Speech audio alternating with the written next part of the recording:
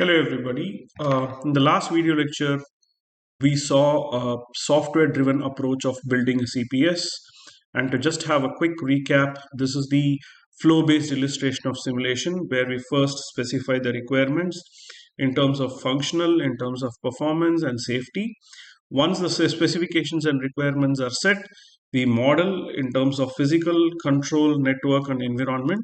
I told you what a physical model is, what a control model is, what a network model is, and how the environment helps interact with all these things.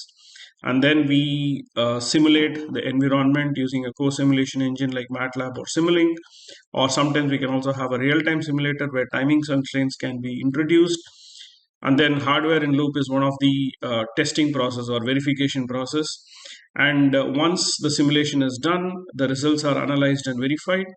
And if it is not satisfactory, more refinement is made in the system modeling. Again, it is simulated, and this is an iterative process. This is what we call as iterative process for optimization. At some point, when the results are satisfactory and meets the requirements, it is taken for hardware implementation.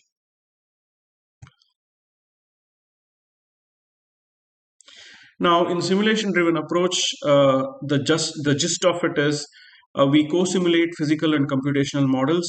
We do scenario testing, we do iterative optimization, and we implement the optimized CPS in hardware once the software design is validated. The pros and cons of software-driven approach: reduced development time. Basically, it helps you to quickly simulate and see where the system design is heading, whether it is working or what. But at the same time, the con is with lot of assumptions, we make the modeling simple. But if you want to consider all, excuse me, real-time constraints into as a factor into design, the model gets more complex. Then improved reliability against validation challenges. Improved reliability is when you do the software, when it reduces the development time, you have more focus on making the system reliable in the software aspects of the design. But again, the trade-off or the con is validation challenges, where the system that is going to actually work in real time, but what we are doing is a simulation driven approach. So if you compare, there will be a lot of assumptions done on the software side, whereas when you take it to real time, the problem is those assumptions may or may not be met. In case where they are met, great. If they are not met, it's going to give rise to many issues. Then enhanced scalability is a pro as well as a con. Software allows you to scale your design to any extent you want, that is, add any number of components. Fan in, fan out is not at all a consideration in software. But whereas when it comes to hardware, since power is a very important factor, fan in, fan out becomes a very big factor. So it is a pro as well as a con. Then risk reduction is a pro in the sense you won't burn anything, you won't damage the boards, you won't damage the components, so it gives you a risk-free environment to work with.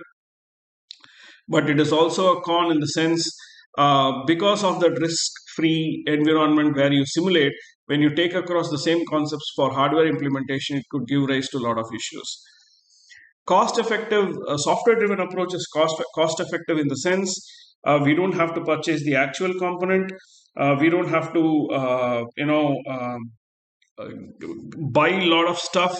It reduces the cost in that particular aspect. But whereas it's a con in the sense, as I told you in the previous lecture or in the lab, like if let's say you don't have that software or the license has expired, you need to buy the license in full-fledged environment, then it's going to cost you a lot. The proprietary licenses is going to cost you a lot. So these are the pros and cons of software-driven approaches. Hence, we have summarized the software-driven approach. Now, in this class, we are going to talk about experiment-based design and modeling of a CPS. So to quickly say, there is a model-based design, there is a simulation-driven approach, and there is an experiment-based approach. Now, if you look at experiment-based design and modeling of a CPS, this particular technique focuses on iterative testing and refinement of CPS through physical experiments. That is, you physically conduct that experiment, iteratively fine-tune your design, and make your system. So that is what I mean by iterative testing and refinement of CPS through physical experiments. Not only that, this approach will also allow you to have real world validation, unlike simulation driven. Now, this approach emphasizes the practice of building prototypes. So, obviously, whenever a real time system needs to be implemented, there are various level of technology readiness. We call it technology readiness level, TRL. So, there is TRL level 1, 2, 3, 4, 5, 6, 7, and 8, depending upon the condition of the product that is being built. If it is in the ideation process, we call it TRL level 1. When you do it as an experiment at a lab level, it is called TRL level 2. When it is like a prototype, we call it TRL level 3. When it is more of an organized field testable prototype, we call it TRL level 4, and then 5, 6, and 7, and 8, and so on. At level 8, it will be morely well tested, well packaged prototype that would have been built. So this experiment based design and modeling will allow or will facilitate the practice of building prototypes, conducting experiments using real world data to improve the design system. Now, the problem with software driven approaches, you get the input and you get the output, but it may not be real time. It could be simulated or synthetically generated. But whereas in experiment based design and modeling, the data that you get or you provide to the system to improve the system are from real world. Now, unlike the software driven approach, experiment driven approach prioritizes direct interaction of hardware and physical interaction, physical environment. So, when you do an experiment, when you want to give an input, like press a switch, LED should glow, press a switch, LED should go off. That's a simple example. So this prefers hardware and physical world interaction or facilitates. Now this is crucial. Where is this crucial, or for what kind of design of CPS this kind of experiment based design is crucial is uh, when you want build systems that need to be reactive to the stimulus from the physical world. When I say reactive, there is also another word called responding. Responding and reactive are two different words. Reactive means instantly, instant reaction. Responding need not be instantaneous. It can be instantaneous, it cannot be instantaneous. So, reactive, on the other hand, is instantaneous. For example, any chemical reaction or most of the chemical reaction is instantaneous. So, whenever you want to build a hard real time system with strict deadlines and responsiveness or reactiveness, we always go for experiment based design of the CPS, design, modeling, verification, and validation of CPS. Now, why use experiment based design and modeling? The first one is validation of assumptions. Now, whenever we design a system in paper or software approach or modeling approach, we have a lot of assumptions. Now, this experiment based design confirms the theoretical model and simulation align with real world behavior.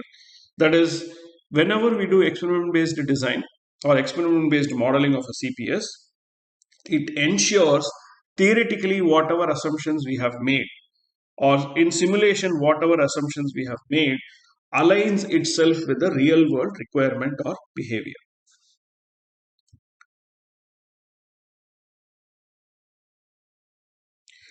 Hardware testing. This allows hardware testing. In model based or simulation driven, you cannot do hardware testing. Only in experimental based design, you can do hardware testing. This ensures the integration of sensors, actuators, and other components are interfaced properly and works as expected. Okay, so it's a very explicit fact. I don't. It needs no further explanation. It's very explicit in the sense, when you test something in hardware, when you put a couple of sensors together, a couple of actuators together, you can actually see whether they are aligned with one another, whether they respond to one another, whether they react to one another. So this ensures integration of sensors, actuators, and other components. Then a very important aspect of experiment based design, why we go for it, is unmodeled phenomena. So what is this unmodeled phenomenon? Whenever we do hardware testing, sometimes the sensors and actuators could be well integrated, all the assumptions theoretically that we assumed may be validated in real world scenarios. Everything could be perfect, but sometimes even after that the model may not work. Why? Probably the sensor may operate at 30 degrees Celsius. On the contrary, the environment in which you operated could, the temperature could go up as high as 50 degrees Celsius or 100 degrees Celsius. So this is just one example of unmodeled phenomenon. Any environmental based constraints or restrictions or dynamism in environment cannot be modeled because we cannot predict. Whereas when we do experiment based design, all these unmodeled phenomena are taken into account, or this kind of approach brings these dynamism of environment into designing your CPS system. Next is improved accuracy. That is, high fidelity insights can be obtained by following an experiment based design and modeling. Okay, there is a vast difference between accuracy and precision. The diagram is self-sufficient to explain you what is accuracy and what is high precision. So the first diagram here is accurate as well as precise. So the target is being hit on the same region multiple times. Okay, the number of times talks about precision, and where you hit talks about accuracy. Now, the center of the aiming board is called the accurate target, whereas this is not accurate but high precision. This is higher accuracy but low precision. If you see, it is very close to the center point, but it's distributed, and this is low accuracy, low precision. Not even the target is hit, but it is also spread over. Okay, so we are not talking about precision here, we are talking about accuracy. Experiment based design will help us have improved accuracy. Now we are going to talk about or look into the flow based illustration of experiment based modeling of a CPS. Now if you look this flow based illustration of experiment based modeling of a CPS system, it is different from that of model based or even simulation based. You can always go and compare. If you want, we can just take a look at the simulation driven. So in simulation driven, if you see, the requirements and specification are done here, then modeling is done, then the simulation is done, then the analysis and verification is done. If needed refinement, it again goes to system modeling, and once it meets the requirement, we go for system implementation. So just take a look at the flow of software or simulation driven modeling of CPS. Requirements and specification, modeling, simulation, verification, refinement if needed, or else implementation. So this is the flow. Whereas when we come back to the hardware or the experiment based modeling of a CPS, okay, there is no requirement specification here. Okay, we call it design phase. So directly we go for design. Directly we go for designing, initial design, then design parameters, system models. When we say initial design, for example, if I want to build a resistor and a capacitor RC based low pass filter for a cutoff frequency of 120 hertz. So accordingly, I design whether the resistor should be in parallel, in series with capacitor, or the capacitor in series, how I want the design to be. Once I decide the design, I go for design parameters. Here the design parameters is what should be the value of the capacitor, what should be value of the resistor. We have fitted in an equation to find out the value of resistor and capacitor. Then system model. So how it's going to work, what kind of input I'm going to give, where I'm going to give the input, where I'm going to take the output. So once this is done, you put it on a breadboard. So that is design phase, example of design phase. Once you put it on a breadboard, it is ready. Then we go for experimentation. For experimentation, first we create a lab setup. That is a suitable environment for the design that can be experimented with or tested with. In case of a simple RC example, what I gave you, RC low pass filter, what would be a good experimental setup or a lab setup? We need to have a function generator. We need to have an oscilloscope so that we can see by giving an appropriate input whether the sinusoid or the signal is getting properly filtered or not. Now the oscilloscope helps in data collection. Then using that oscilloscope, we do the measurement, and then we see whether the data is being processed as per our requirement. whether the data is getting filtered, is there any phase change, whether it's any reduction in amplitude, or change in frequency, or change in the shape of the signal. And then what we do is we do performance evaluation. In performance evaluation, we go to validation. Validation contains performance metrics, and it checks for the requirements, and it has a system testing. So when we do validation, if a refinement is needed, again we go to the design phase. Let's say, for example, it is not filtering 120, but it is filtering 100 hertz. Then I have to come back, change the parameters of my R and C. Again, go through the same phase till I get the filtering process done at 120. And then once it meets the requirements, final implementation, we go for prototype. We take a PCB, we put the resistor and capacitor, we provide the input ports, we provide the output ports, we provide any voltage if needed, all kinds of necessary things in a PCB design. So that is called a final implementation. So this is an example of how the flow of design goes when you opt for an experiment based modeling of CPS. So to put that same flow diagram in terms of theoretical steps, first you define the problem. Irrespective of which modeling you approach, you use, whether it is model based, simulation driven, or experiment based, first you need to define the problem. Then system prototyping in terms of experimentation. Then experimental setup. As I told you, this is where we make sure the environment in which the prototype is being tested, is conducive enough for the design to be tested. Whatever is needed for the design to work, whatever is needed for the design to given as input or measured as output, we ensure that all the environment is perfectly set there at the lab setup. Then designing environment to test the prototype. Then we conduct the experiments, analyze the results. Again, we iteratively optimize, and then final validation is being done. So these are the sequence of steps that will be followed when you are going for an experiment-based design of a CPS system. Now, what are the tools generally that are available for experimental-based designers? Hardware platforms, you have RPi, Arduino, 8051, STM32 series, Galileo, Intel Galileo. You can keep naming any microcontroller, microprocessor, TMS320, DSP processors. So you can just name any hardware platforms. Okay, all these are several hardware platforms that we will be using as a part of experimental design. Then when it comes to data analysis tool, MATLAB, Simulink, LabVIEW, Python, and R. Please remember this: MATLAB, Simulink, LabVIEW, Python, R are only used for data analysis and not designing the model. Only in simulation-driven approaches, MATLAB, Simulink, LabVIEW, Python can be used for modeling the system. Whereas in experimental-based design, these are simply software tools only for data analysis. That is, you design the prototype, you give the input, you take the output, then the output as a CSV file or .mat file or some other file in a file format is given to these tools. In these tools, all you do is either statistical analysis or some kind of mathematical quantitative analysis to understand how the results have come. Is it conducive? Is it as per what your expectation is?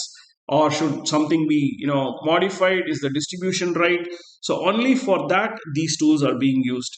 Then we need a controlled lab environment. We need a controlled lab environment. So these are the tools. When I say tools, it not only means hardware platforms, it means hardware platforms, data analysis tools, as well as environment. Now, what are the advantages and disadvantages of using a experimental based design? Now, the first advantage of using an experimental based design is realism. Now, what is this realism? When you do an experimental based design, you are as close to the environment in which the system is going to work. That is what we mean by realism. This will be missing in model based as well as simulation driven approaches. Next is reliability. Okay, experiment based design, though they are time consuming, cumbersome, and a bit higher on the cost side, they are always reliable. Once you come up with a prototype, they will definitely work in the environment in which it is supposed to work and how it is supposed to work. So they are always reliable. Then Another advantage is comprehensive testing. Okay, experiment based design will allow you for comprehensive testing. Even if you do not want the flow itself will function in such a way that you will have comprehensive testing. Then and there, instantaneous user feedback is taken into account for modifying the design. As I told you, cost is a big disadvantage. For every scenario, you want to change the component, you want to modify the component, you want to modify the design, it's going to cost you in purchasing the component or uh, the boards or the controllers that you need. Next is time consumption. It's going to really take a long time because we have to put it on a breadboard, make sure the connections are right. Once the breadboard is right, we need to take it to a normal copper plated board, solder it and see whether it is all working fine. Then once that is fine, then we take it to the PCB. And again, we need to test at every stage. So it is time consuming. And there are a lot of dependency on the environmental factors. It could be dampness, it could be humidity, it could be temperature, it could be whatever, it could be wind, it could be dust, any kind of environment that is going to change the attributes of the components used. For example, you could be using a very sensitive a sensor, temperature sensor, which will very precisely work in the range of probably 10 to 15 degrees Celsius. It goes to 9 degrees or 16 degrees, it could blow up the temperature or freeze the temperature sensor, that it may stop working. That's just an example. So in experimental based design, there is a lot of dependency in environment. But whereas if you look at software driven approach or model based approach, these environmental issues are not there, but it is assumed that the entire system is going to be in a very environmental friendly situation where it's going to work. So that is the assumption we have. That may be effective when it comes to designing, but when you translate it to real world, it's going to create its own problems. In experimental based design, that already comes into a factor as you design. So though it is costly, time consuming and environmental dependency, it is the most realistic and reliable approach of designing a CPS system. And of course, there are always safety issues that are involved in experimental based. If you're not careful, you could get electrocuted, you could blow up the components, you could burn, it could create a short circuit, anything is there. So they're all safety issues that we have to be careful of. So to summarize, experiment based CPS design will definitely allow you to have a direct interaction between the system you build and the physical environment. It is the most reliable and realistic approach of building a reactive system. It allows you for a comprehensive testing, but of course, cost, time, and environmental dependency are always there on the downside. So you need to, as a designer, you need to pick between model driven, simulation driven, and experiment driven approach. No single CPS system can be designed using one approach. It's always going to be a heterogeneous approaches. And if you look at it from a different perspective, we cannot say model based is the best, simulation is the best, or experiment is the best. Depending upon the situation and the conditions that are available, each has its own pros and cons. And as I told you just before, when you really get into a CPS design, you will find that the entire system design will not be just one approach, it will always be a combination of approaches. That is, for certain aspects of your design, you will be using model based. For certain aspects of your design, you will be using simulation driven, and certain aspects you will be using experiment or hardware driven approaches. Thank you for your time.